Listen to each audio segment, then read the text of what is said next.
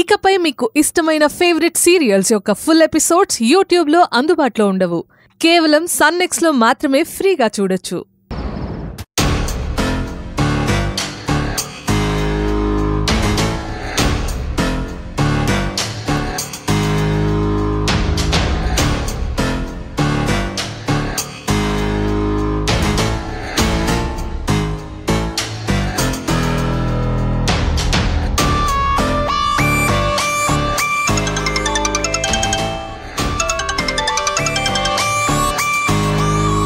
చెప్పండి భూషణం గారు. ఇంద్రానమ్మ గారు, రేపు మీరు పంచాయతీకి రావాలి. ఇప్పుడున్న సమస్యని పరిష్కరించాలి. అంత చిన్న సమస్యకి నేనెందుకు? మీరు మాట్లాడుకుంటే సరిపోతుంది కదా. లేదు ఇంద్రానమ్మ గారు, రేపు మీరొస్తే అన్ని సమస్యలు తీరిపోతాయి. అలాగే పంచాయతీకి సంబంధించి మీతో చాలా విషయాలు మాట్లాడాలి. సరే, వస్తాను. మంచిది ఇంద్రానమ్మ గారు, ఉంటాను. సరే.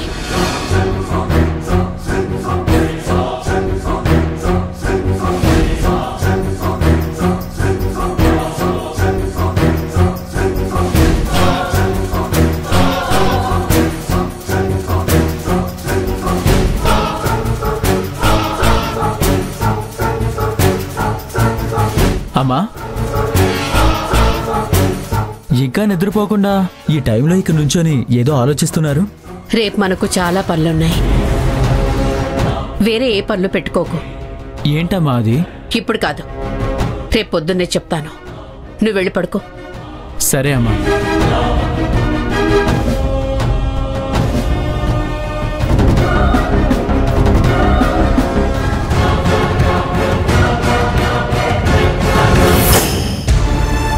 తాత, నీళ్ళు.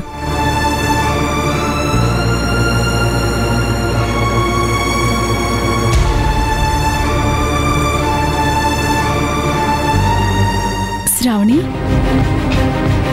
తాతయ్య, ఇప్పుడు మీ ఆరోగ్యం ఎలా ఉంది? నీ దయ వల్ల ఇంకా బ్రతికే ఉన్నానమ్మా. అలా అంటారేంటి తాతయ్య? మీరు బాగుండాలి. అవును శ్రావణి, నువ్వే గనక టైంకి హాస్పిటల్కి తీసుకురాకపోతే తాతయ్య మనకి శాశ్వతంగా దూరం అయిపోయేవారని డాక్టర్ గారు చెప్పారు. అందుకే తాతయ్య అలా మాట్లాడుతున్నారు. ఇప్పుడు నాకంటూ ఒక పెద్ద దిక్కు తాతయ్యే కదా వాణి. ఆయన్ని కాపాడుకోవడం మన బాధ్యత. మీ మధ్య ప్రేమానుబంధాలు చూసి ముచ్చటేస్తుంది శ్రావణి. ఆ భగవంతుడు శ్రావణిని అక్షయ్ బాబుని కలిపాక నేను ఏమైపోయినా పర్వాలేదు. తాతయ్య, మీకు ఇందాకే చెప్పాను మీరు ఇలా మాట్లాడకూడదు అని. ఇంతకీ క్యాంటీన్ ఎలా నడుస్తుంది? బానే నడుస్తుంది తాతయ్య. రాత్రంతా నిద్ర లేదు కదా శ్రావణి. పైగా క్యాంటీన్కి లేటుగా వెళ్ళావు. భోజనాలు ఎలా రెడీ చేశావు?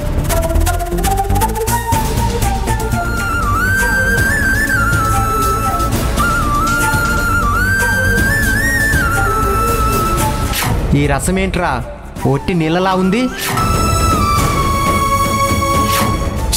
అబ్బా, ఏంటమ్మా నీకు అసలు బుద్ధుందా?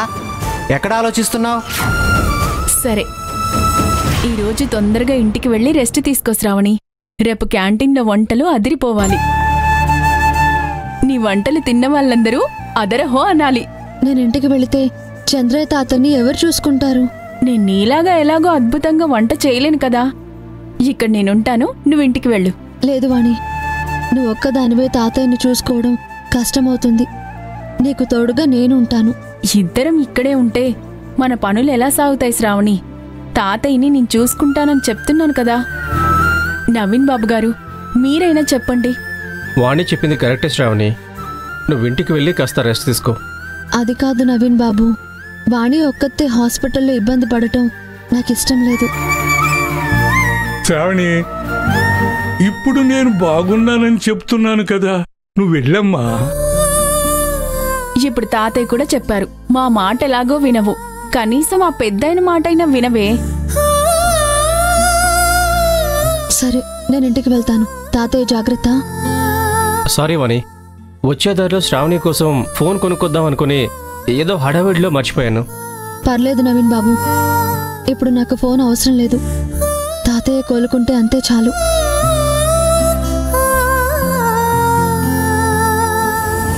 నేను వెళ్ళొస్తాను వాణి. తాతయ్య జాగ్రత్త. అలాగే బాబుగారు.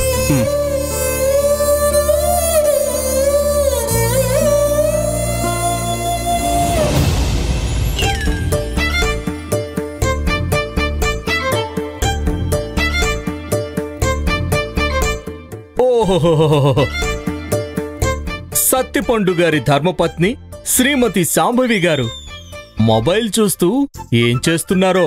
చాలా రోజులుగా ఒక లిప్స్టిక్ గురించి వెతుకుతున్నాను. ఆన్లైన్లో దొరికితే ఆర్డర్ చేస్తున్నాను. ఓసే శాంభవి, నువ్వు ఫోన్ నొక్కుతూ తాపిగా కూర్చుంటే అక్కడ అందరూ ప్లాన్ చేసి ఆస్తి, డబ్బు, నగలు కొట్టేస్తారు. ఇప్పుడేమైందండి? మీ అమ్మ అక్షయ్ మీద విపరీతమైన ప్రేమ చూపిస్తోంది. భూమి మీద అలాంటి తల్లి ఎవరికీ లేదన్నట్టు బిల్డప్ ఇస్తోంది. ఎందుకు అంత కడుపు మంట? మా అన్నయ్య అంటే మా అమ్మకి ఇష్టం, అందుకే అంత ప్రేమగా చూసుకుంటుంది. అపార్థం చేసుకోకు శాంభవి. అక్షయ్ కన్న కొడుకు కాదు, నువ్వు కన్న కూతురివి. ఒక్కరోజైనా నా తల్లి, నా బుజ్జి, నా బంగారం అన్న మాటలు ఎప్పుడైనా విన్నావా? నేనైతే ఇంతవరకు వినలేదు, చూడలేదు. కానీ దత్తత తీసుకున్న విశ్వాని మాత్రం కళ్ళల్లో పెట్టుకొని చూసుకుంటోంది. ఎక్కడికైనా వెళ్ళాలంటే పక్కన విశ్వ ఉండాలి. ఏదైనా ఫంక్షన్ అయినా, అకేషన్ అయినా విశ్వ అత్తయ్య వెనకాలే వెళ్ళాలి, అంతే కదా? అక్షయ్ని చూస్తున్నట్టుగా పావలవంతైనా నిన్ను చూసుకుంటుందా? ఆలోచించు శాంభవి, ఆలోచించు. మీ అమ్మ పూర్తిగా మారిపోయింది.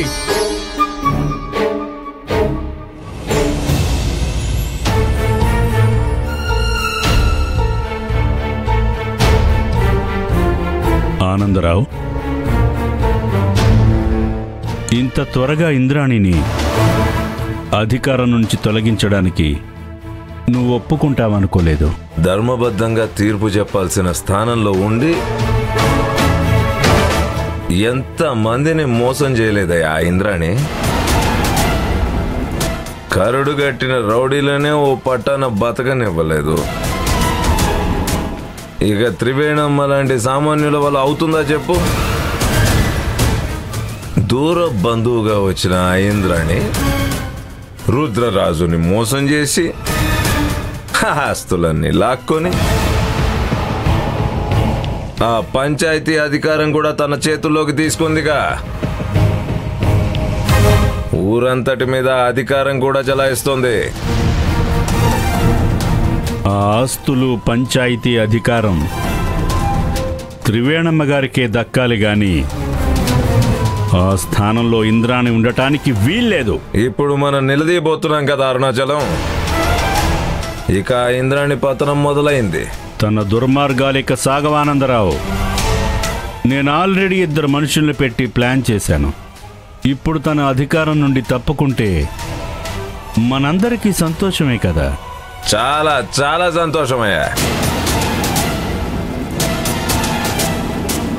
ఏది ఏమైనా కూడా ఆ ఇంద్రాణికున్న అధికారం పోయి ఊరందరి చేత చీ కొట్టించుకొని వీధి వీధిలో బిచ్చం ఎత్తుకోవడం నేను చూడాలి. నువ్వు చూస్తూ ఉండు, నువ్వన్నట్టే జరుగుతుంది.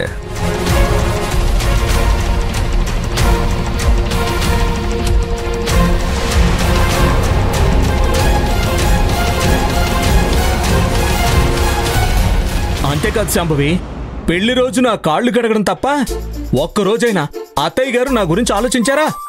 ఇదా మీ ప్రాబ్లం? అయితే మీ గురించి ఆలోచించమని మా అమ్మతో నేను చెప్తానులేండి. చాలే, ఇప్పటి వరకు మీ అమ్మ చేసిన అవమానాలు అన్నీ ఇన్ని కాదు. నేను మరీ ఇంత లోకువైపోతాను అనుకోలేదు. మీరు చేసే పనులు అలా ఉంటాయి మరి. అంటే నువ్వు గాని, ఆ విశ్వ గాని, లేదంటే ఆ కన్నింగ్ సంజయ్ ఉంది కదా, మీరేమైనా గొప్పలేం కాదు కదా. కనీసం మీకిస్తున్న రెస్పెక్ట్ నాకు ఇవ్వట్లేదు. మనం ఈ ఇంటి మీద ఆధారపడి బతుకుతున్నామని మరీ ఇంత చీప్గా చూడాలా? నేనేమి ఊరికే పడి తినట్లేదు ఇక్కడ. 100 కోట్ల ఆస్తి తినేవాళ్ళు లేకపోతే ఎలా అని ఇక్కడున్నానంతే.